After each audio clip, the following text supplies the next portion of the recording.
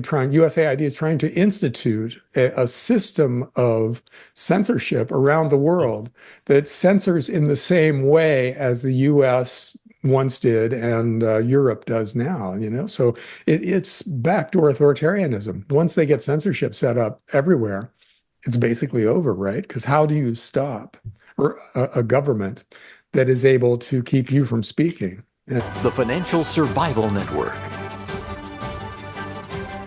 Now more than ever. The Financial Survival Network. And welcome. You are listening to and watching the Financial Survival Network. I'm your host, Kerry Lutz. John Rubino is with us, and make sure you go check out his Substack, rubino.substack.com. Questions, comments, kl@kerrylutz.com. John, it's been a while, man. I don't know that we've talked since Trump's inauguration. Now, we definitely haven't the past 3 weeks, but my goodness, did you ever see anything like this? Hey, Carrie. Yeah, we need to do like a 2 or 3 hour show today, some kind of Joe Rogan length thing. So we can cover all the stuff that's happened. But, yes, a ton of stuff is happening. But a good place to start might be with how the deep state is being exposed. Trump has Elon Musk and the rest of the Doge guys out there looking into this stuff. And what they're finding is astounding.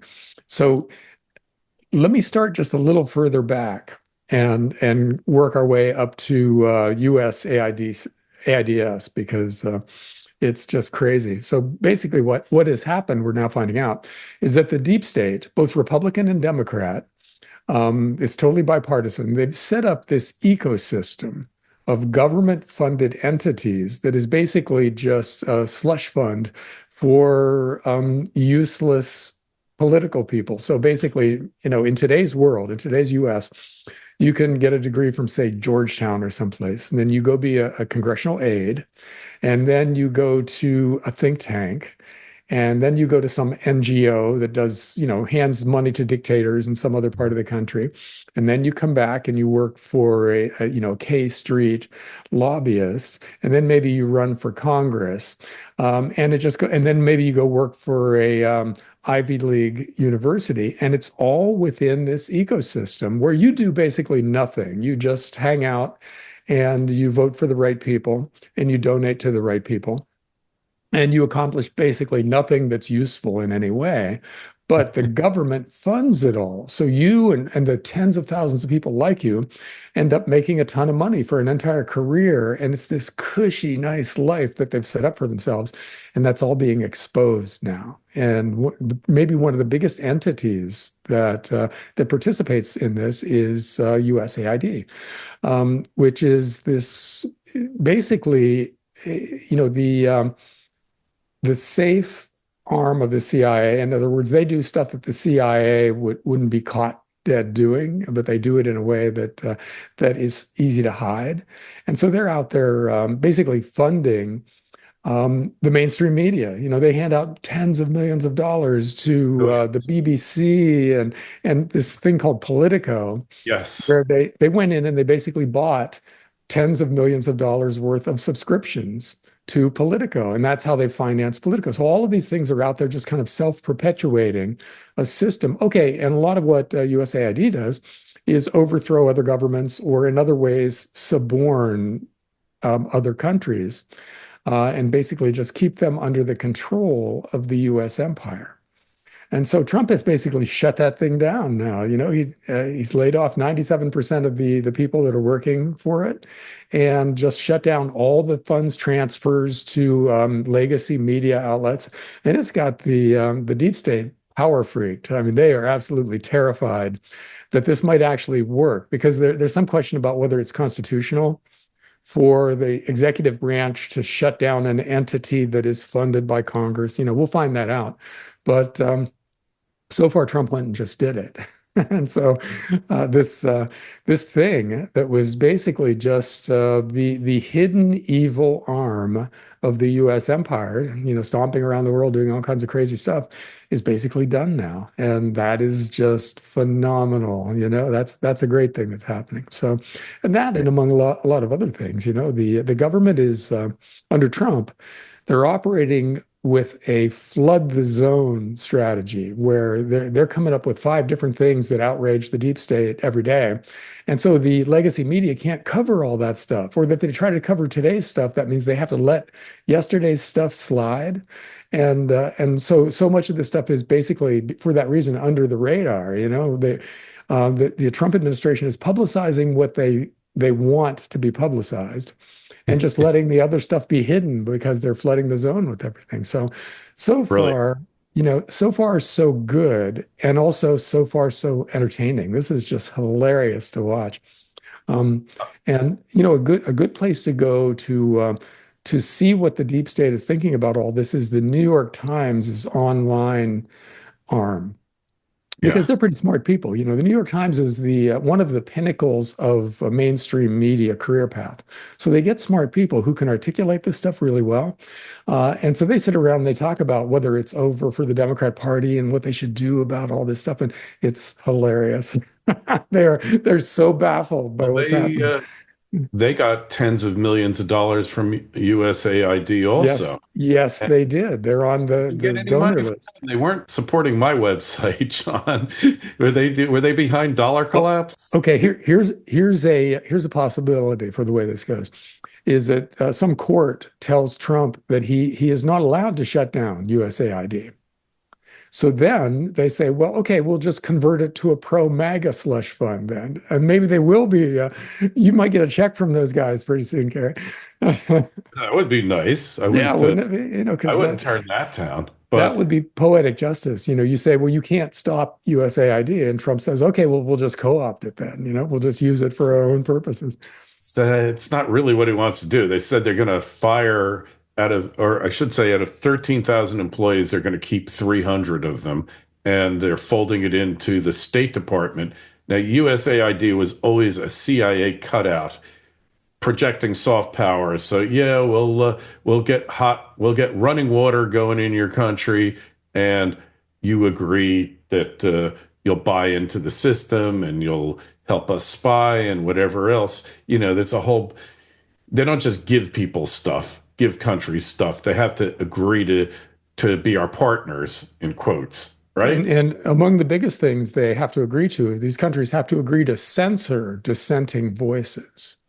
So they're Yeah. basically USAID is trying to institute a system of censorship around the world that censors in the same way as the US once did and Europe does now, So it's backdoor authoritarianism. Once they get censorship set up everywhere, it's basically over, right? Because how do you stop a government that is able to keep you from speaking? And that's what we were so close to. We were inches away from this stuff happening.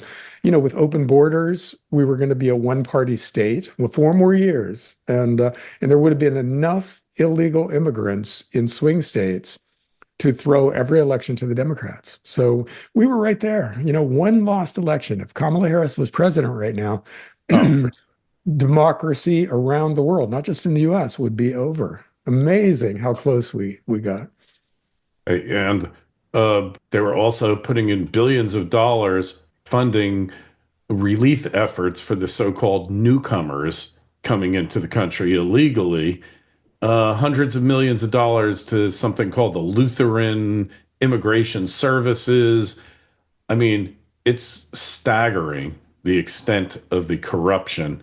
And yeah, they did some good things. They did food relief, vaccines. I mean, I don't know what kind of Mhm. vaccines they were, whether RFK would approve of them or Oh, not. Carrie, could I step in right there? I just read a thing that said there's this huge surplus of those mRNA vaccines. Oh, And so well, so they're using it as part of foreign aid now. They're sending all those vaccines to other countries in order to vaccinate children, because that way they can buy them from Pfizer and the other big pharma companies, who then don't lose money on the vaccines that you and I won't take. yeah. That's not really Well, funny. I'm sorry. I shouldn't laugh about that, because it's ruining the lives of children all around the world. oh, it's awful. Well, the illegal immigrants that are here, they're committing crimes that Americans won't commit, right? Yeah, who's going to do it if not the Yeah, immigrants, right? Jimmy Dore said that. Yeah. Yeah, man. But yeah, there's some legitimate programs in there, but it was a thing initially. JFK created it by executive order, and it was there to project soft power, meaning, dollar diplomacy, the velvet fist, if you will. And now it's morphed into like a gravy train for the Dems that where dollars go to die. Well, see, we can't just blame the Dems on this because No, Republicans are a part of the gravy train too. And USAID, after you're done being a think tank guy or a congressional aide or something like that, you just go to one of these NGOs that are financed by USAID, and that pays your salary. So, I mean, you could literally get through an entire lifetime bouncing from one of these entities to another, never accomplish a positive thing in your life, retire with a ton of money, and everybody thinks you did important stuff. And that is the ecosystem they've created. It's astounding. And to see these guys get fired en masse is yeah, poetic justice of the highest order. I mean, this is just yeah, amazing.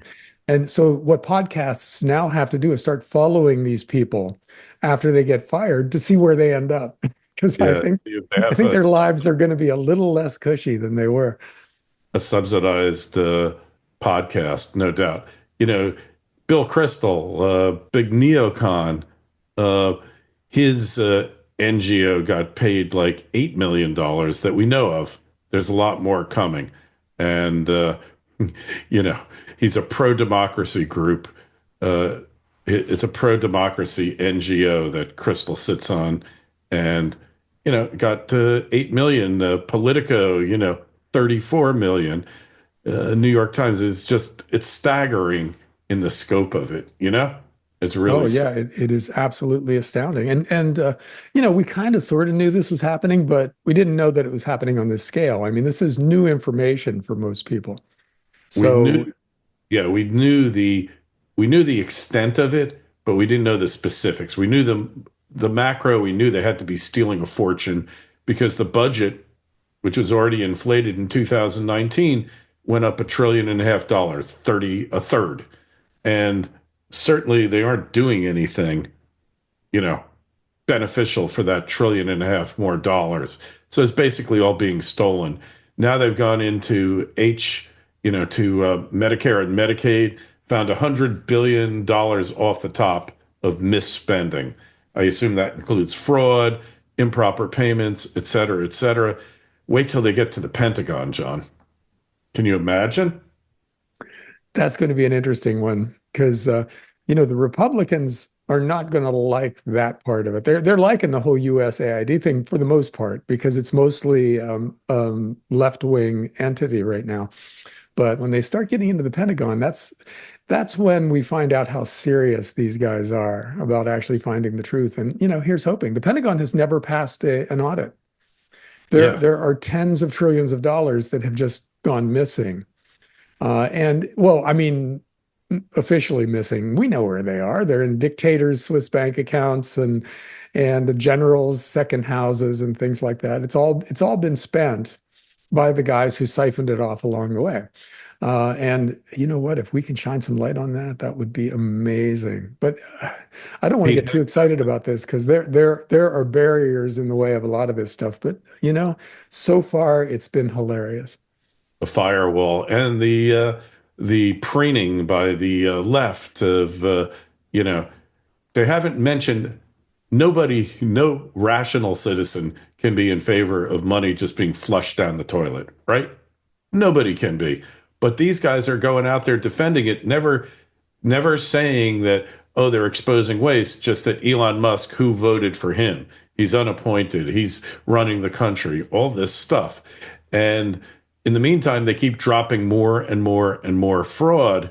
And it's going to be like this in every agency. Like I know for sure when they get to HUD, there's going to be billions because after the foreclosure crisis, there were all these lawsuits brought against the banks and they were all settled and they all involved payments to NGOs along with a lump sum payment to the government.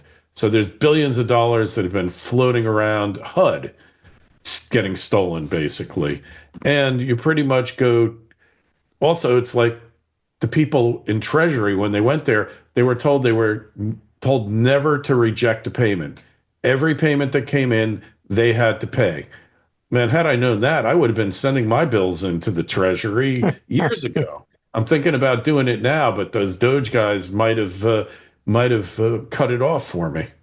Yeah, yeah, you might have missed your chance at this gravy train here, Kerry, but you never I hope know. you I mean, know the scenario where the Trump administration doesn't kill but instead co-ops USAID is still possible. And if that's the case, you would be on the list. So don't give up. that. You could get your $8 million pretty Okay. soon. I'm willing to try it. Mhm. Why not? What do I got to lose? Uh, Certainly, the benefits have just not the benefits, the so-called benefits to the country just have not been there. But that's Doge for you. It's amazing. They're using AI. They get into the system, and these nobody's ever audited this stuff. Like they could allocate X amount in Congress, and then the Treasury could pay out 5 times more, and nobody would ever know. Yeah. And you know the big risk they took before they started all this stuff was having Elon Musk hang out with Trump at Mar-a-Lago. Yeah. Because that was a very coherent target right there, that building could have blown up at any time that they were in there together. Oh, they never But do that. We know that. I think that they were probably using Elon Musk's private security to protect the Yeah, buildings. So that's why it didn't blow up. But anyhow, probably yeah. laser drone killers and all that kind of Mhm. stuff. And, it just shows how incompetent they are. They tried to take them out twice, and, you know, they just couldn't do it. So now they're stuck. And these are Well, the guys we've been trusting to run the world, right? I wouldn't say they're stuck. I would say they're just trying some new way to do it, and something will happen pretty soon. And the idea that this is going to be peaceful in its current form, in other words, flooding the zone for the next 4 years, not a chance. Something serious is going to happen in an attempt to stop what is now happening. And Yeah, so, we should be ready for that because that's the world could change in a heartbeat. it almost did. And yeah, yeah, it came really close to changing in a heartbeat. And one of the things that is keeping Trump going is that JD Vance would probably continue the Trumpian revolution. Worse. He's smarter And than Trump. yeah, yeah, yeah, and he's got a lot of energy too. He would he wouldn't slack off. So it's not clear how much you would gain by taking out Trump because JD Vance is there. And hopefully those three guys, Vance and Musk and Trump, are never in the same building, definitely never in the same car. Okay. Hopefully Yeah. they know that. Not eating at the same McDonald's, right? Yeah. Yeah. And so Trump better it not McDonald's. Better looks stay like away from Mickey D's. it looks like your boy RFK has a chance at HHS now. It's going to be a very close vote, but it's possible now. Tiebreaker. It'll be a tiebreaker. I think he's going to make it. And Tulsi and Kash Patel. They tied up Kash Patel for a week. Kash Patel is going to make it, which means that he got his entire team in, and really, it's going. It becomes an impossible task to turn this back. The tide. People aren't stupid, and even if they are stupid, they still understand the grift that's going on. It's become like a massive grift. We always knew that government was a grift. We just had no idea. Can you imagine if they check out the payments to Al Sharpton, how much money they'll find? Yeah, I mean they're going to find Jesse all this Jackson? stuff, and well, the cabinet as it's evolving is I don't know. I don't want to say almost too good to be true. That's my first impression. But these guys, there are experience issues and stuff with some of these guys, but it's going to be the most entertaining cabinet for sure that has ever been. And have you seen Trump's new press secretary?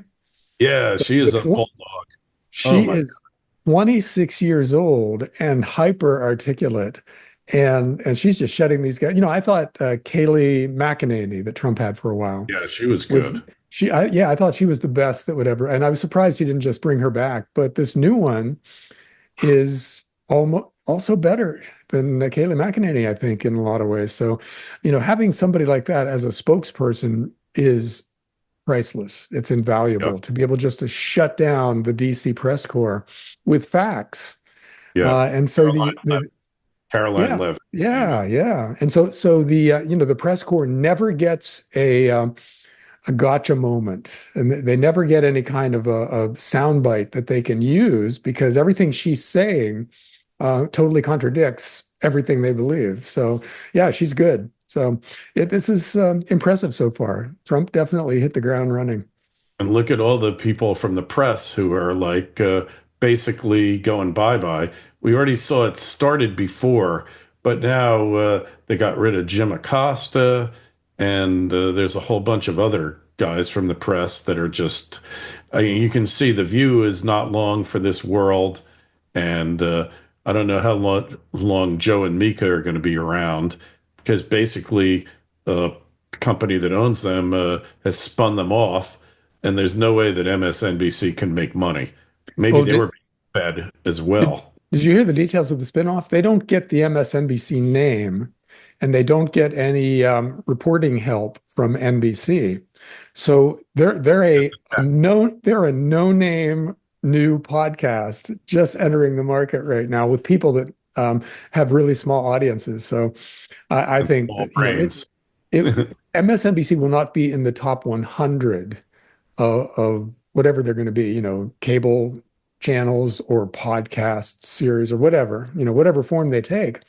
They're going to be small, and those guys are going to be making, I mean, what do you make if you're in the 110th biggest podcast and there's 50 of you on the same podcast? You don't make I very think you have to serious pay to money. work there. I don't think Yeah, maybe. You might have to think of it as they got problems. yeah, you think of it as a way to not be unemployed while you're looking for a real job. To But yeah, pretend that you're not, so but you hey, really so Kerry, how do we invest for this now? Because is the gold is stock market going going up. to go up? Gold, Well, the miners are even going up now, yeah, John. gold is rocking now for two reasons. One is that okay, three reasons. One is that it's baked into the cake. We've already borrowed so much money, and the interest on that debt is already soaring stratospherically. So we got a financial crisis out there, no matter what.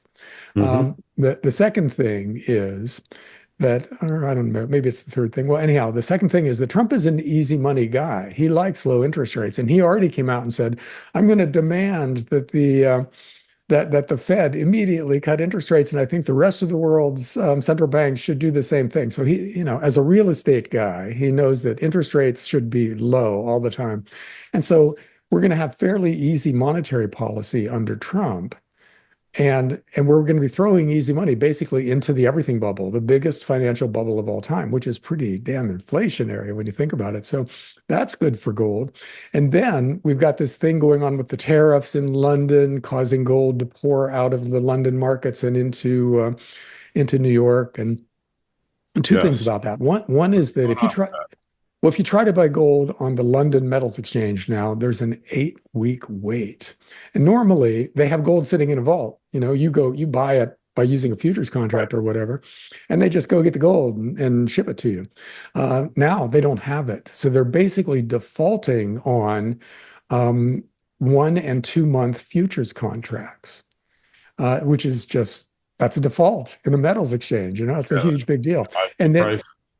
the other thing is, to ship gold from London to New York isn't just put the bullion on a plane and fly it over. You got to ship those bars because the two, New York and London, use different kinds of gold bars. So London has to ship Right. their beautiful gold bars to Switzerland to be melted down and recast in the form that New York likes, and then have that be shipped to New York. So this is serious. This gold flowing out of London isn't going to just turn right back around and flow back into London out of New York. And that's spooking the gold market. So gold is now rapidly approaching $3,000 an ounce, which is a huge deal. And like you said, the gold miners are finally starting to catch a bid. So if you want to see what $2,800 gold means for the miners, just watch the next earnings season, which is underway now. The gold miners have to announce their earnings pretty soon, and they will have sold a lot of gold at very high prices. So some of those earnings are going to be pretty nice. And that's part of why people are buying the miners now, because they're anticipating some better than expected earnings reports. So here we go. Yeah. And by the way, yeah. The miners in this kind of a bull market usually do extremely well. And what also does really well is silver. In the last year of a precious metals bull market, silver goes straight up, and its percentage gains double gold's at least. So this might be a time to be buying some silver if you don't already have a big, nice stack, which you should. I mean, who listens to your show and doesn't have a stack of silver? I hope all of you out there have one. I know I got a pretty nice stack. And, one of our sponsors here, West Red Lake Gold, they're going to be producing in Q2. Their PFS that they just put out had gold at $2,200, and they had a 255% IRR. Now, that's basically you just added on $750 profit, and they're calculating they're going to produce 70,000 ounces a year. They'll probably do more than that. So their assumptions are so conservative, and they're definitely going to be producing. I'm not telling anyone to buy it or not. I'm just saying the economics of what they presented as opposed to what the real world is now is kind of mind-numbing, John. Yeah, I've got West Red Lake on my Substack newsletter recommended list too. And a big part of that is that they're going to do the phase change now. Well, when you go from being an explorer or a developer to a producer, you've taken a lot of the risk out of the equation because you've proved that there is gold there and that you can get it out of the ground and process it.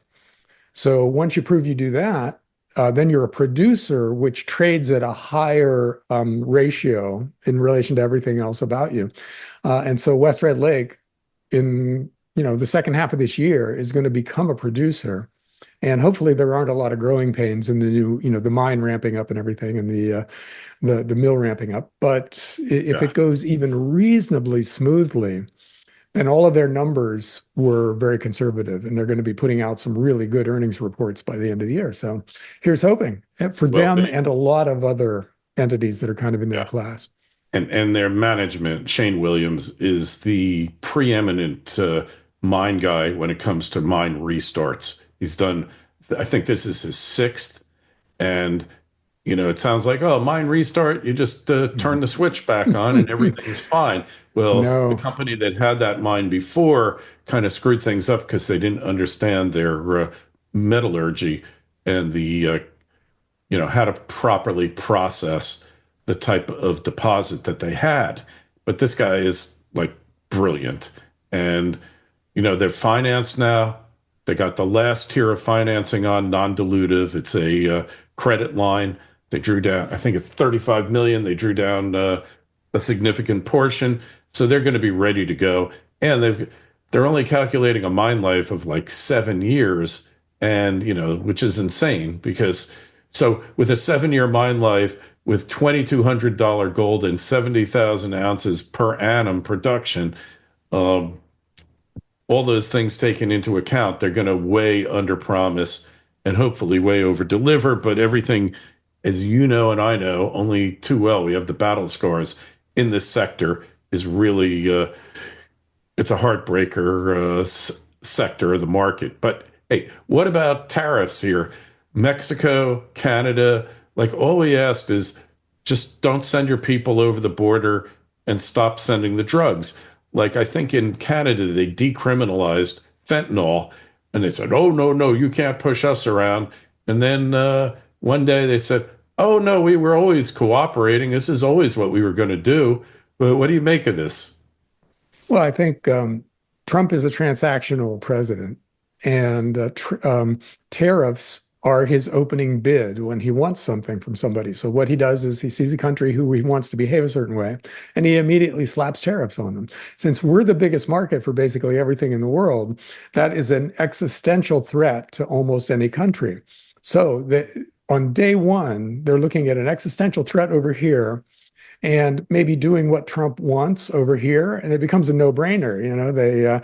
They do what he wants. So he doesn't expect to replace the Hmm. income tax with tariff revenue.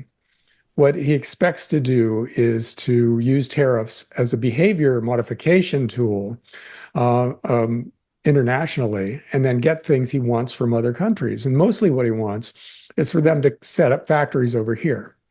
So, from a working class point of view, Donald Trump is the best president ever, even though he's a billionaire who might not care personally about 40-year-old high school educated white guys or anything. But what he's doing by Those are his. demanding that, yeah, I mean, it's the best thing that's ever happened for working class people because factories coming back at the same time the border is closed, by the way, means much higher wages for people who work with their hands. And it's about time. So that basically is, I'm not sure how much of this is part of Trump's plan, in his mind, but it's working out that way. He's using tariffs to impose behavior change on countries, mostly by making them build factories here, and that's helping working people. So as a process, it's excellent. I hope it keeps up. Yeah. Hey, so, what do you think of the prospects of annexing Greenland? Yeah. Well, you elect a real estate guy, and you got to expect him to be out there trying to buy undervalued Part real of estate. So, part of I the mean, deal. he's talking about taking over the West Bank in Gaza now too, right? Got good water views there, man. And Yeah, day and that's age, harder and harder to find. because it is. You look at it, you just look at a picture of it, and it is prime real estate, and that's probably warm water there too, right? What sea is that? Is that? I'm having trouble Isn't it picturing it. the It's not the Mediterranean? Pacific. If it's the Mediterranean, Mediterranean. Oh, that's yeah. that strip of Mediterranean real estate is probably worth more than the GDPs of all the countries in that region. So yeah, Trump is looking at that, and that's what he's thinking. Is hey, okay, we'll line hotels all along here. It'll be Yeah. Miami Miami Beach, Beach. but with better water, and so yeah, that's not a surprise. It's probably a humanitarian catastrophe if they just kick out the people who live there or who lived there prior to the bombing. But it probably is his thought process. And there's no way to talk about the Middle East without running up against the humanitarian crisis part of it all, Mhm. because so many people are suffering, and Oh, yeah. laughing about Trump turning that into you know, a resort or something like that is maybe over the line, but I think it is what he's thinking, and hopefully it's done in a way that isn't horrendous. Because anything can happen, but hopefully it's not the worst case scenario. Did you see the look on Netanyahu's face when Trump mentioned that? Like, they did not talk about this, I'm convinced, because Netanyahu's jaw like dropped to the floor. And, but Oh, Netanyahu, he thought that was his resort community project, and Trump took it away from him. Yeah, so. hey, I can see the buildings, wall to wall with Trump on them, right? They'll have that Trump logo on the, and they called it, what do they call it? Maragaza or Gaza Largo? Gaza Lago? It's What a just a world. real This- estate development, but they have yeah. to do something different. I think the point is, you know, you can't solve a problem by the same level of thinking that created it. And uh, when you try to solve something and it doesn't work and you keep doing the same thing over and over again, you got to do something different. So maybe that's the point of this whole exercise. What is your biggest surprise about Trump's second term here? How much they've done. I mean, because they just went for it. I thought I was afraid that it was going to be the same kind of sloppy thing that he did first time around, even though they seem to be more on top of it. But this time, geez, it's there is so much happening that it's hard to keep track of. And Exactly the point. there's really no reason for it to end anytime soon because there's so much stuff to be done. Like you said, we haven't even started on the Defense Department yet. So, That's the biggest best pit you of them know, all. get a peace deal in Ukraine, um, continue the peace process, continue the end of hostilities in the Middle East, and then start auditing everybody in sight. And that, all of that could take a whole year, and it would be the most amazing year in American political history. So I'm very pleasantly surprised so far, and let's see where it goes. Musk says he thinks he can save $4 billion a day. I think we're up to close to $1 billion a day, which would be 365 billion that he cut off the deficit. And don't forget, that's money we would just have to borrow into existence. So if he can Yeah, knock that's off $1.5 trillion annual spending, and we get a few hundred billion in tariffs, we cut some other taxes, all of a sudden our deficit's almost gone. If we sell off a bunch of assets, like the 45% of California that the federal government owns, or the 90%, I think it is, of Nevada and Utah, like what is the purpose for the federal government to own that land? There's none that I can see. That it's not being productive. There's no benefit to the feds owning half of California. well, it's a lot of the land that they own. I used to live in Idaho, and I can speak firsthand about that. But a lot of that was national wilderness areas, and that is primeval forest where humans don't go, and just we're preserving it. And that's a Mhm. good thing. Yes. I don't want the whole world to be developed, and roads and gas stations, and I think we have enough strip malls in this world. Not in Florida. And They're always and building. yeah, yeah, Florida. You know, it might happen that I come down there and live near you in the not too distant future, Carrie. And I think your part of Florida is a good place to live. But a lot of other parts of Florida, frankly, are, they're Southern California-esque hellscapes because of Mhm. that. We just overbuild everything. And if your world is just strip malls to the horizon, that's not a good thing. And about the federal budget deficit in general, I would say that's a topic for controlling our expectations, managing our expectations, because you know, Social Security is the Social Security payments to legitimate recipients are untouchable. And so is Medicare payments to people who actually qualify. That's untouchable. You can squeeze some of the fraud out of there, but the vast majority of entitlement payments are not going to be cut. The Defense Department, that's kind of a bipartisan boondoggle. With the empire is something that I don't think you could get a congressional majority for dramatic cuts, just because everybody makes money from the military budget, and a lot of people love the U.S. military empire. You combine those guys, and you get a voting majority in Congress. Yeah. So, Fraud is so fraud. well, yeah, but self-interest is self-interest for these guys, and I don't see them voting against big military budgets. So that doesn't leave that much. And a lot of what's left over is school lunches and stuff that you can't really legitimately cut. So Give them a McDonald's voucher. It'll be cheap. yeah, yeah. But well, so let's close down the educational department and USAID and bank that money, and so maybe we cut a few hundred billion a year out of the federal budget. And I mean that it's a cut still. The federal budget never goes down, and if it goes down a little bit under these guys, that's all we can hope for. So my point is, we still have that gigantic financial crisis out there, and Doge will not stop that from happening. No. And then we have to do the gold standard or the Bitcoin standard, the monetary reset, whatever we end up doing. So that's all baked in the cake, but that doesn't mean we can't do a lot of really good things in the meantime that make the U.S. empire a lot less intrusive around the world, and the government a lot less, blatantly immoral. So all of that could happen, and that means you and I will have a lot of good stuff to talk about Yeah, until the definitely. assassinations start happening. Yeah, well, they got to, certain things just happen the way they happen. Hey, Trump is the first pro-crypto president we've ever had. Here's a trick question for you. Who who is the largest holder of Bitcoin in the world? I want to say MicroStrategies, but you might be implying the federal government. Yes, 208,000 bitcoins as of December, or 207,000. Multiply that times 100,000, it's 20 billion. Imagine if they really like go full force behind it and it becomes like a $200 trillion market. There's our deficit right there.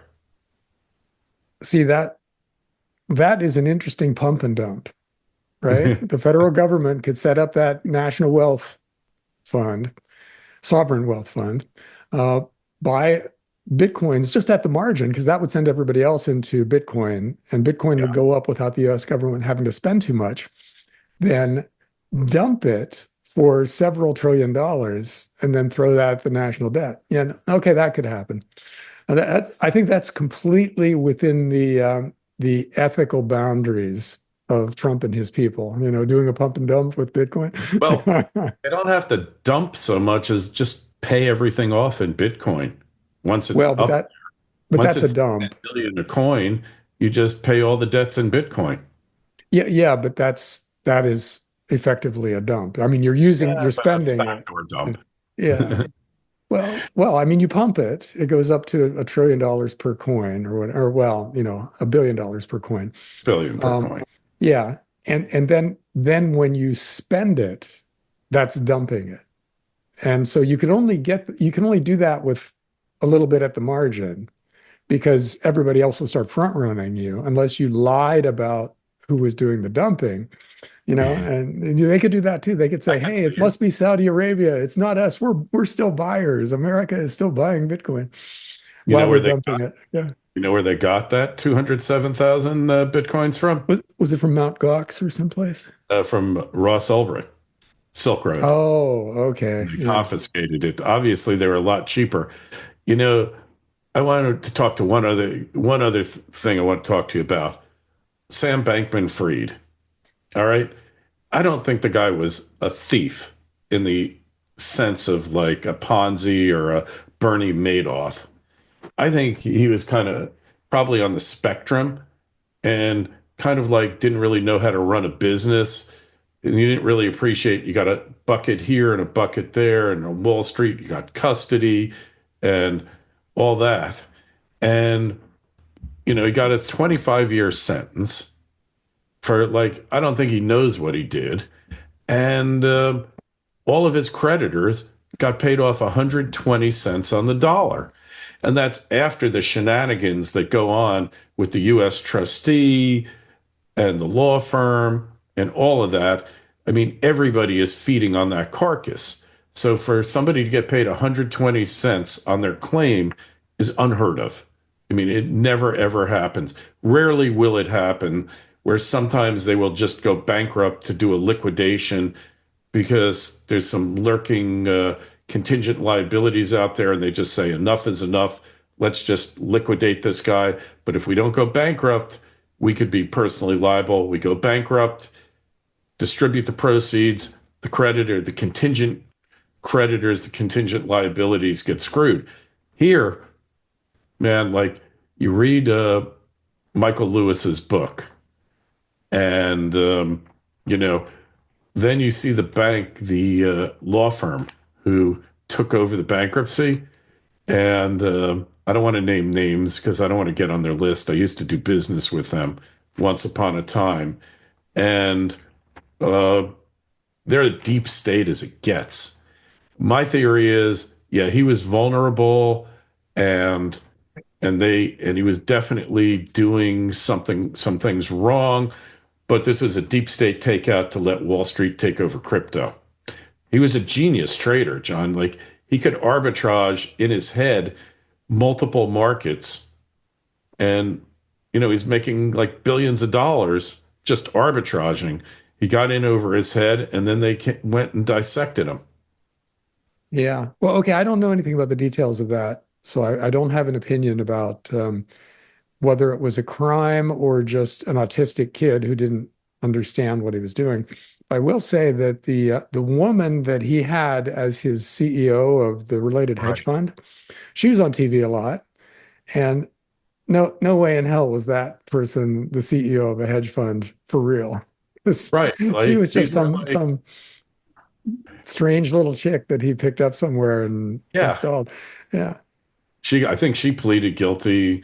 I don't remember. She turned against him. I think she got sentenced, but I'm going to do some more research on it because I am pretty confident that they knew he was underwater. They struck right at that point, and Wall Street picks up the pieces. John, cryptos are the greatest gold rush ever for Wall Street. Think about that because they don't have to worry about a company making its quarterly numbers and, you know, how much of a dividend they're going to pay out, little things like that, that historically they were, you know, supposed to be watching. Now it's just what new product, what new ETF, can we sell some futures? Let's trade. And this is the biggest gravy train for Wall Street in history. I'm going to make a prediction here. Every major company, like $10 billion and over, will create their own cryptocurrency. They'll tie it to the dollar, but basically they will pay you in their crypto. If you're a vendor, you can go convert it to money or somebody else's crypto. Probably Elon Musk will start with it. This is what Facebook and Zuckerberg wanted to do like 5, 6 years ago. And Janet Yellen said, no, you can't. And that was the end of it. But this is Yeah. going to happen, John. Well, Trump will say, yeah, go ahead and do it. Which, Exactly. okay, two things about that. One is that what you're talking about is tokenization, where you basically slice and dice everything. It's like securitization, but instead you create some kind of a crypto entity that, and we're doing it for everything, and not just digital assets, but real world assets. By the way, real world assets is now a name for a subcategory of investment assets carved out because they exist. There's actually a category that are defined as existing, and that's their defining trait. Because a lot of these other things do not exist, And the right? I mean, metaverse. yeah. Well, I mean, the cryptos have no physical existence, Yeah, and they're so not worth you the know, paper they're not printed on. well, I mean, I don't know what it means for their value, but literally, they don't have a physical existence, and yet um, they're investment vehicles and instruments and things like that. So, what you were talking about, where everybody creates their own crypto Mhm. and ties it to the dollar, means the infinite increase in the money supply. So that means spiking inflation for all kinds of things. And it'll be a lot of the low quality cryptos that just cease to exist. You know, their value will plunge to zero. That'll be their intrinsic value.